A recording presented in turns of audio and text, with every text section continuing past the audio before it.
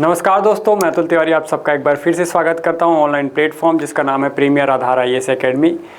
15 तारीख की घटनाओं के साथ, समसामयिक की घटनाओं के साथ आपसे फिर से मुलाकात हो गई है। देखते हैं आज के न्यूज़ में क्या क्या वायरल था, क्या क्या चीज़ें हमको जानने लायक थी और आज की कुछ न्यूज़ काफ़ी इंपॉर्टेंट हो सकती हैं आपके एग्ज़ाम पॉइंट ऑफ व्यू से। तो बड़े ध्यान से वीडियो को देखिएगा। अगर आपको ये वीडियोस पसंद आ रही हैं तो मुझे कमेंट करके ज़रूर बताइएगा, क्योंकि आपका रिएक्शन ही मेरे लिए सब कुछ है और मुझसे तभी आप जुड़ पाएंगे जब आपके रिएक्शंस आएंगे। मुझे पता चलेगा कि आप ये वीडियो देख रहे हैं और ये वीडियो से आपको फ़ायदा हो रहा है। तो इसमें कमेंट करना ना भूलिएगा और मुझे ज़रूर बताइएगा कि आपको वीडियोस कैसी लग रही हैं, क्या आपको ऐसी वीडियोस और चाहिए या नहीं।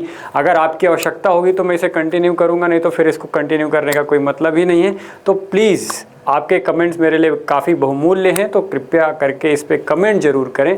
आइए देखते हैं आज की घटनाएं क्या क्या है। 15 तारीख के करंट अफेयर्स के साथ हम ये शुरू करने वाले हैं। 15 मई आज की तिथि।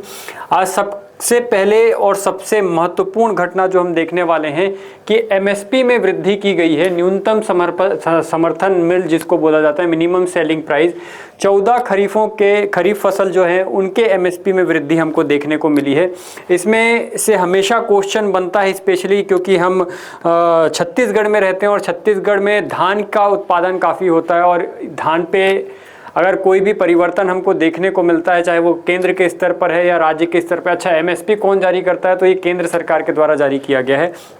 तो ये केंद्र सरकार वाला एमएसपी है। जो छत्तीसगढ़ में 3100 में धान बिक रहा है वो उतना ही मिलेगा, भले उसका मार्जिन कम हो जाएगा। जो अब राज्य को है वो कम पैसे देने पड़ेंगे, केंद्र ही क्योंकि उसकी पैसे को बढ़ा दिया है इसलिए।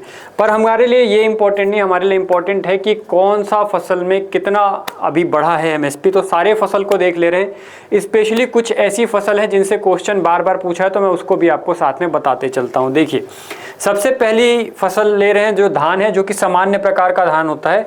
इसका नया एमएसपी मूल्य घोषित किया गया है 2441 रुपये, 2441 रुपीज़, जो कि पुराना 2369 रुपये था, 2369 रुपीज़ था। इसमें 72 रुपीज़ की वृद्धि हुई है। इसमें 72 रुपये लगभग और बढ़ाए गए हैं। ये अंतर याद रखिएगा कि 72 रुपये की वृद्धि की गई है सामान्य धान में।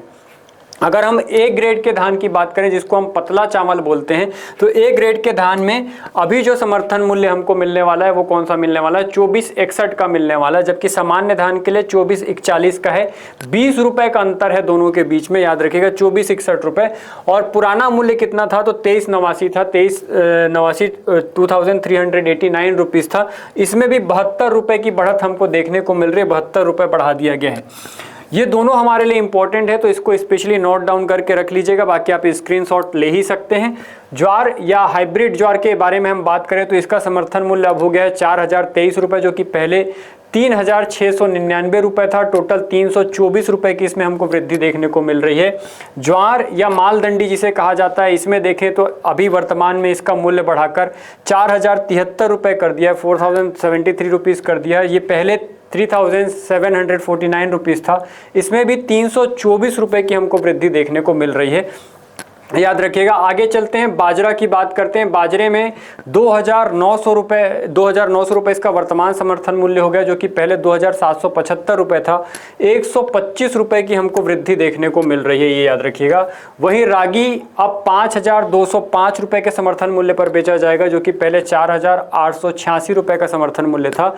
319 रुपये की इसमें बढ़त की गई है, ये याद रखिएगा। मक्का जो कि 2410 रुपये में बेचा जाएगा, पहले इसका रेट 2400 था और इसमें 10 रुपये की वृद्धि की गई है। आपको देखने को मिलेगा कि सबसे कम वृद्धि जो हमको देखने को मिल रही है पूरे चार्ट में, वो किस में देखने को मिल रही है? वो मक्का में देखने को मिल रही है। केवल 10 रुपये की इसमें वृद्धि की गई है। ये भी आपके point of view, exam point of view से ये क्वेश्चन इंपॉर्टेंट है कि सबसे कम वृद्धि किसके समर्थन मूल्य में की गई है? तो याद रखिएगा वो मक्का ऐसी फसल है जिसका समर्थन मूल्य सबसे कम बढ़ाया गया, मात्र 10 रुपये की वृद्धि देखने को मिल रही है इसमें। आगे हम देखें तुअर या अरहर, इसका रेट अब 8,450 रुपये हो जाएगा, जो कि पहले 8,000 था, तो 450 रुपये की हमको वृद्धि देखने को मिलेगी।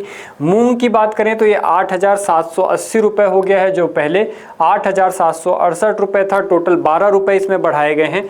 ठीक है, अगला देखिएगा उड़द 8,200 रुपये हो जाएगी, जो कि पहले 7,800 रुपये का समर्थन मूल्य दे रही थी। टोटल 400 रुपये की इसमें वृद्धि की गई है। अगली फसल देखिए मूंगफली है। मूंगफली में 7,000 रुपये 7,517 रुपये अब इसका समर्थन मूल्य आएगा, जो कि पहले 7,263 रुपये था। 254 रुपये की इसमें वृद्धि देखने को मिल रही है। सूरजमुखी की बात करें तो ये 8,343 रुपये का आएगा, जो कि पहले 7,721 रुपये था। 622 रुपये की वृद्धि देखने को मिल रही है। और आप पूरे चार्ट में देखेंगे तो सबसे ज़्यादा जिसके समर्थन मूल्य में वृद्धि हुई है वो सूरजमुखी है। तो आपको ये भी ध्यान रखना है कि सबसे ज़्यादा समर्थन मूल्य किसका बढ़ाया गया है, तो सूरजमुखी का कितना बढ़ाया गया है, कितना अंतर आ रहा है, 622 रुपये का अंतर आ रहा है। आप देख लीजिए ऊपर से नीचे तक, आपको सारे फिर से एक बार दिखा देता हूँ। 622 रुपये का अंतर आ रहा है किसमें, सूरजमुखी में। तो सबसे कम दाम किसका बढ़ा हुआ है, तो मैंने आपको बताया कि ये मक्के का बढ़ा हुआ है। और सबसे अधिक किसका दाम बढ़ाया गया है, तो याद रखिएगा सूरजमुखी का बढ़ाया गया, 622 रुपये दाम बढ़ाया गया। सोयाबीन देखें तो ये 5,708 रुपये का आएगा, जो कि पहले 5,328 रुपये का आता था। 380 रुपये की इसमें वृद्धि हमको देखने को मिल रही है। तिल की बात करें तो ये 10,346 रुपये का आ रहा है, जो कि पहले 9,846 रुपये का आता था। लगभग 500 रुपये की इसमें हमको वृद्धि देखने को मिल रही है।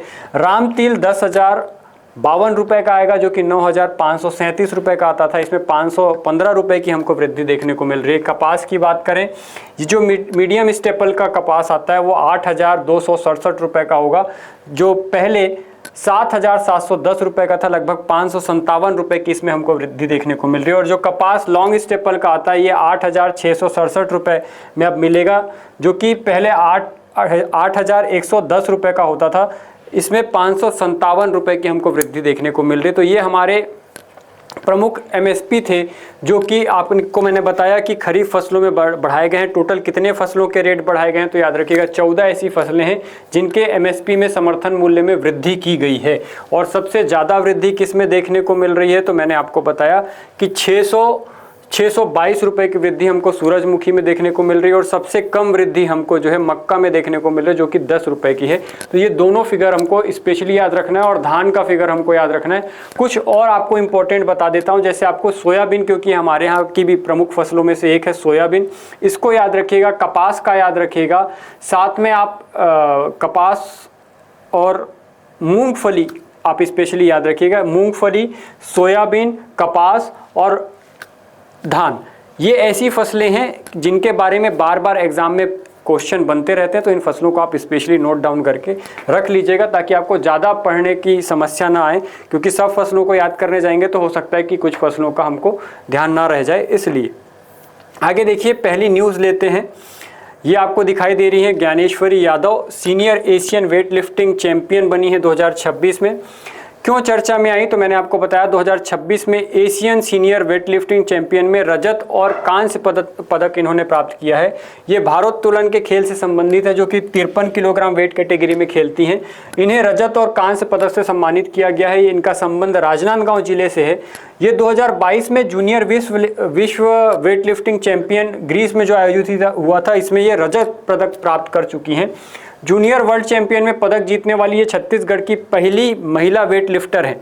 तो स्पेशली याद रखिएगा कि इस बार इन्होंने नया कारनामा किया है। और 2026 में Asian senior weight lifting champion में भी भारत को रजत और कांस्य पदक दिलाया है। इसके अलावा और कुछ उपलब्धियां देखें इनकी, तो 2023 में कॉमनवेल्थ वेट लिफ्टिंग चैंपियन में इन्होंने स्वर्ण पदक जीता था। वहीं 2024 में विश्व वेट लिफ्टिंग चैंपियन जो बहरीन में आयोजित हुई थी, इसमें भारत का प्रतिनिधित्व कर 5वां स्थान इन्होंने प्राप्त किया था। 2025 में इनको छत्तीसगढ़ का गुंडाधुर सम्मान प्राप्त हुआ है। तो इसलिए ये पर्सनैलिटी काफ़ी इंपॉर्टेंट हो जाती है। छत्तीसगढ़ की न्यूज़ है, छत्तीसगढ़ की खेल से संबंधित न्यूज़ है, तो आपको ये काफ़ी हेल्प करेगी। याद रखिएगा इनके बारे में। नाम फिर से आपके लिए रिवाइज कर देता हूँ कि ज्ञानेश्वरी यादव कौन से खेल से संबंधित है, तो भारोत्तोलन से संबंधित है।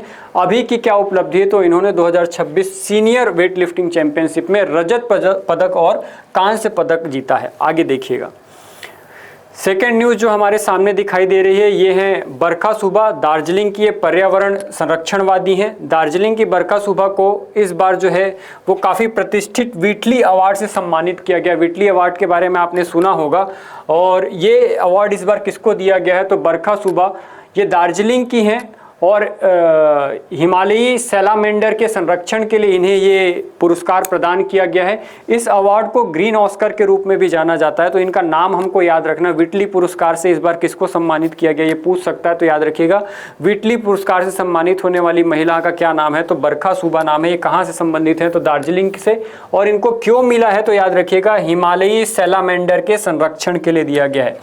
भारतीय संरक्षणवादी परिवेन सेक को भी इंडियन स्कीमर पक्षी के संरक्षण के लिए पुरस्कार मिला है, ये याद रखिएगा। ठीक है, आगे देखते हैं नेक्स्ट न्यूज़। आर मुकुंदन के बारे में याद रखिएगा कि 2026 से 27 के लिए confederation of Indian industry CII का इन्हें नया अध्यक्ष चुना गया है। वो टाटा केमिकल्स के MD और CEO भी हैं। इन्होंने पूर्व अध्यक्ष राजीव मेनानी का स्थान ग्रहण किया है, तो याद रखिएगा। थोड़ी कम इम्पोर्टेंट है ये न्यूज़, लेकिन हो सकता है कि अगर रिसेंट कोई एग्ज़ाम हो तो उसमें आपसे पूछा जाए, तो इसलिए याद रखिएगा जो आर मुकुंदन है इनको क्या बना दिया गया है कॉन्फेडरेशन ऑफ इंडियन इंडस्ट्री का नया अध्यक्ष बना दिया गया है। अगली न्यूज़ हमारे सामने है जो है प्रशांत पिसे। इन्हें ओमान में भारत का नया राजदूत नियुक्त किया गया जिनका नाम प्रशांत पिसे है। फिलहाल वर्तमान में विदेश मंत्रालय के अतिरिक्त सचिव हैं और GV श्रीनिवास का ये स्थान लेने वाले हैं। रूस, मध्य एशिया और संयुक्त राष्ट्र से जुड़े मामलों का इनको लंबा अनुभव रहा है और अब इन्हें एज अ राजदूत कहाँ पर अपॉइंट कर दिया गया है ओमान में, जहाँ पर अभी भी जो ऊर्जा संकट हमको देखने को मिल रहा है वो उसका भी एक पार्ट है। आगे देखिए, जो विराट कोहली हैं इन्होंने एक नया कीर्तिमान रचा है। T20 क्रिकेट में 14,000 रन करने वाले वे पहले भारतीय बन गए हैं। T20 क्रिकेट में 10 शतक लगाने वाले भी ये पहले भारतीय हैं। ऐसी कंसिस्टेंसी और ऐसा रूटीन अगर कोई फॉलो करे तो वो बिल्कुल विराट कोहली जैसा ही कोई व्यक्तित्व हो सकता है। और अगर आप भी अपने जीवन में सफलता पाना चाहते हैं तो ऐसी ही कंसिस्टेंसी आपको रखनी पड़ेगी कि आप प्रतिदिन अपने लक्ष्य को बनाए रखें और उसके लिए निरंतर मेहनत करते रहें। आप पाएंगे कि आप एक दिन इतने बड़े व्यक्ति हो जाएंगे कि आपके बारे में भी करंट अफेयर्स में पढ़ाया जाएगा। पर ये करने के लिए निरंतर और सही दिशा में मेहनत की आवश्यकता होगी और इसके लिए आपको मेंटर की ज़रूरत होगी। तो हमारे यहाँ पर आपके लिए मेंटरशिप प्रोग्राम भी चलाए जाते हैं। अगर आपको किसी एग्ज़ाम्स की तैयारी करनी है, किसी कॉम्पिटिशन एग्ज़ाम की, और आपको समस्या आ रहा है कि क्या पढ़ना चाहिए क्या नहीं पढ़ना चाहिए, तो आप हमारी संस्था को ज्वाइन कर सकते हैं। आपको मोस्ट वेलकम। चलिए नेक्स्ट न्यूज़ देखते हैं।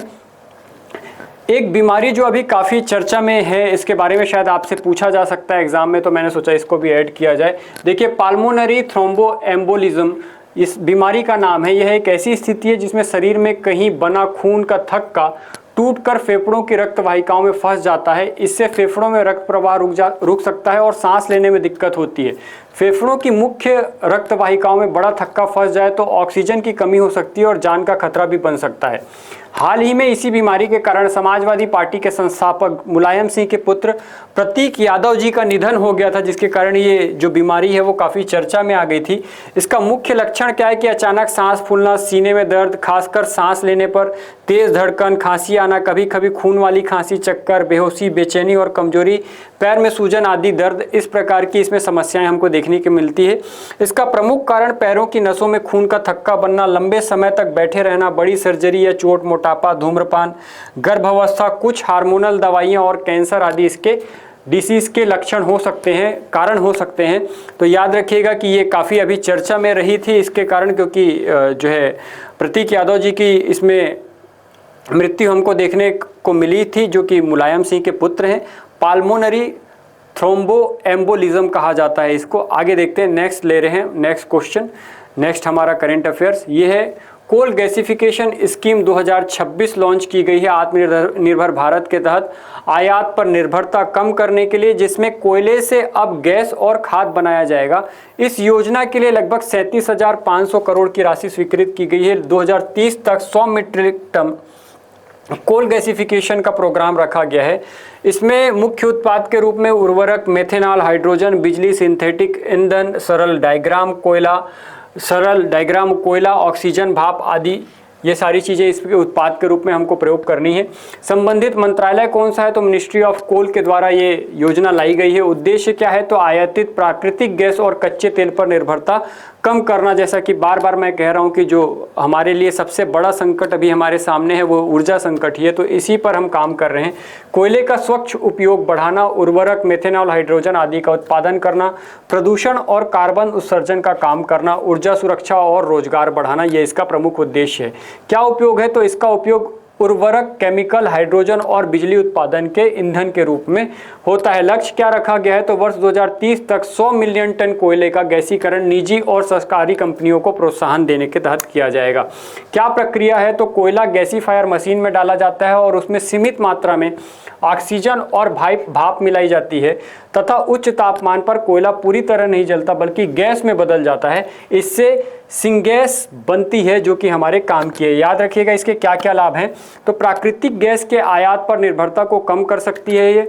यह तकनीक स्वच्छ कोयला का उपयोग को बढ़ा सकती है, पारंपरिक कोयला दहन की तुलना में अधिक कुशल और कम प्रदूषणकारी मानी जा रही है, इसलिए इसको हमको प्रयोग करना है। क्या चुनौतियां हैं, तो तकनीक काफ़ी महंगी है, अधिक पानी की आवश्यकता होती है और CO2 उत्सर्जन नियंत्रण भी जरूरी है।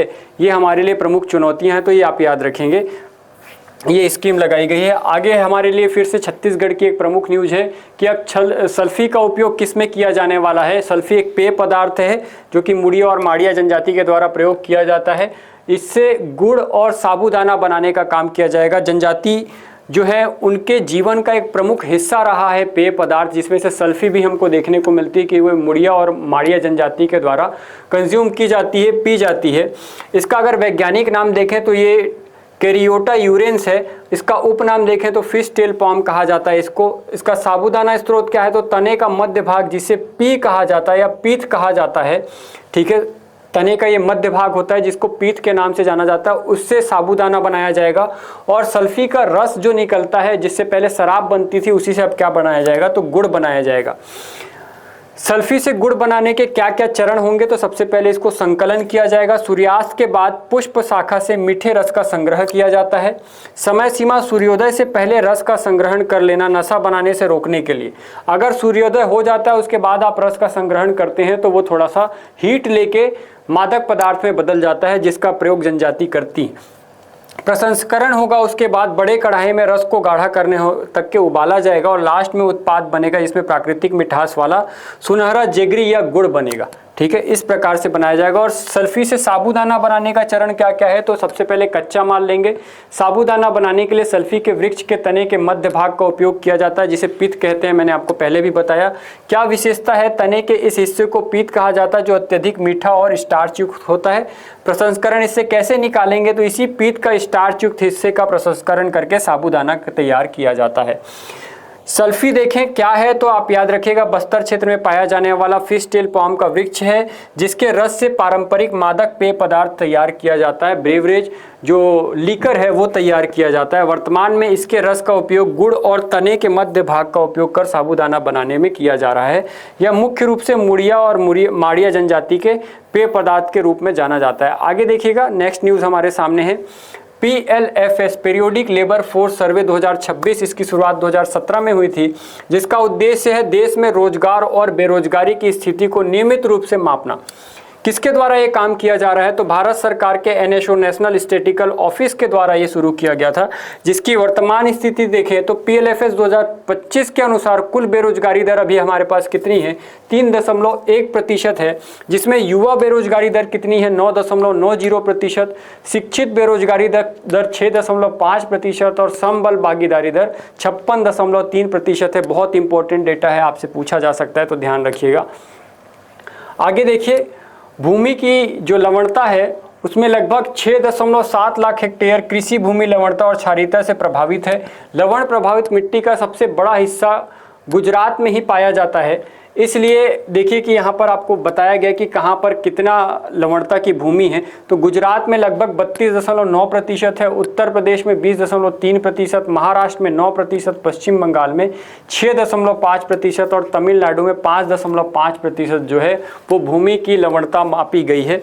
तो याद रखिएगा सबसे ज़्यादा लवणीय भूमि कहाँ पर है, तो गुजरात में है 32.9%। ये आज के करेंट अफेयर्स के साथ हमारा सेशन यहीं पर कंप्लीट होता है। ये कुछ पुस्तकें हैं जो आपके एग्ज़ाम के पॉइंट ऑफ व्यू से इम्पोर्टेंट हो सकती हैं। मंथ एंड में इसी करेंट अफेयर्स का कंपाइलेशन मैं आपको बुक के रूप में प्रोवाइड कराऊंगा और बहुत जल्दी 6 महीने का करेंट अफेयर्स भी आपके सामने देखने को मिलेगा। तब तक हमसे जुड़े रहिए और खूब मन लगाकर मेहनत करते रहिए। हम साथ मिलकर सिलेक्शन लेंगे, आपसे ये वादा है। तब तक के लिए धन्यवाद, फिर मिलेंगे। डियर व्यूअर्स, अपने एग्जाम की तैयारी को और बेहतर करने के लिए हमारे चैनल को लाइक, शेयर और सब्सक्राइब करना न भूलें।